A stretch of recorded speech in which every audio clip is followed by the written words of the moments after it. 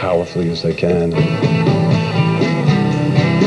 During our exploration of bands in disharmony, we discovered one group teetering on the brink of total emotional meltdown.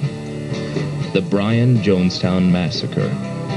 A retro 60s band fond of jangly tunes, but their performances can degenerate into quarrels so violent they're thrown out of their own concerts. This guy over here has had too much to drink. What f***ing kink is the that's afraid to tell his he's gay.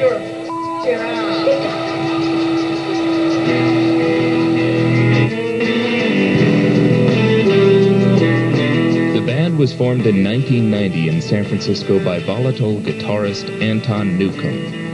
Over 40 previous members have quit in frustration because of Anton's relentless abuse. I found a safe environment to talk to the current members at Carmine's, a nurturing family-style restaurant in New York City. If a band is a family unit, what would your role be?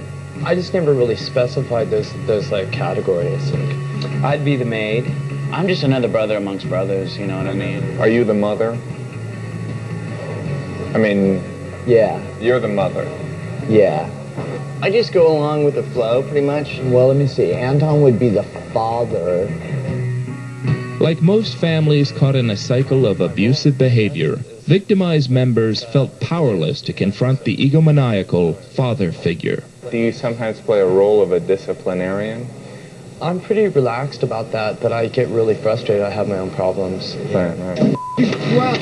Clearly, this band needed the guidance of a professional. Dr. Cox agreed to lead a group therapy session.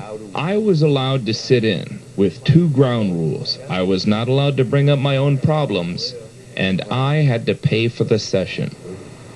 Well, that's what ends up happening in this group is there's frustration, there's an explosion. Like you could have done this 10 hours ago. All you guys together. I don't care. Obviously you don't care. I don't care. And it kind of festers. It usually goes away, but then it comes back again another day. But there are ways of getting past that. I mean, you can make...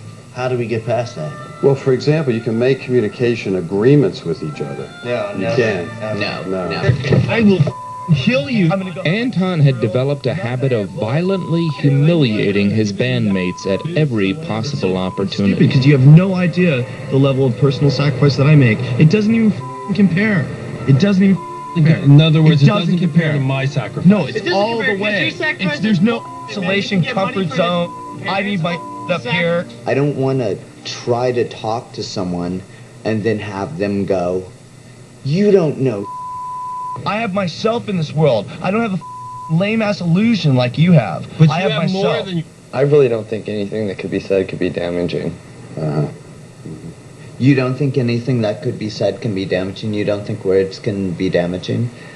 I don't think, for some reason, I don't sense any hostility in anybody. Start yelling at people and calling them idiots, whatever, even though you may not mean it. Just like, yeah, it's just hard for a lot of people to deal with, you know. Yes. In any creative venture, damage gets done, you know. Yeah. I don't think you can avoid damage. It's what you do with it once it's done, you know. Do you have some ways to heal as well as hurt?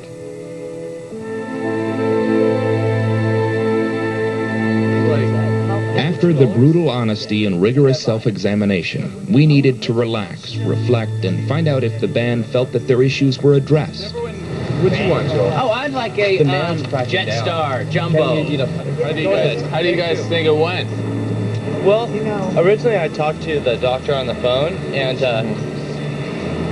he had certain reservations. Initially, I had certain reservations, Right. you know, because you don't know what to expect. But once we made it clear what our interest was, I was kind of looking forward to it, even though I am a little bit shy. Right. Of any band that I know of, we certainly could use that Dr. Cox, you know.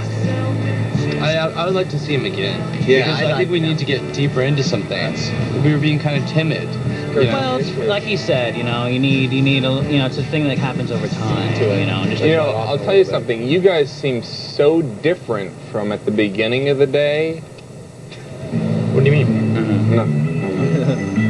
I think they have a desire to resolve issues. And I think by the end of our conversation, they were a little clearer that maybe this would help.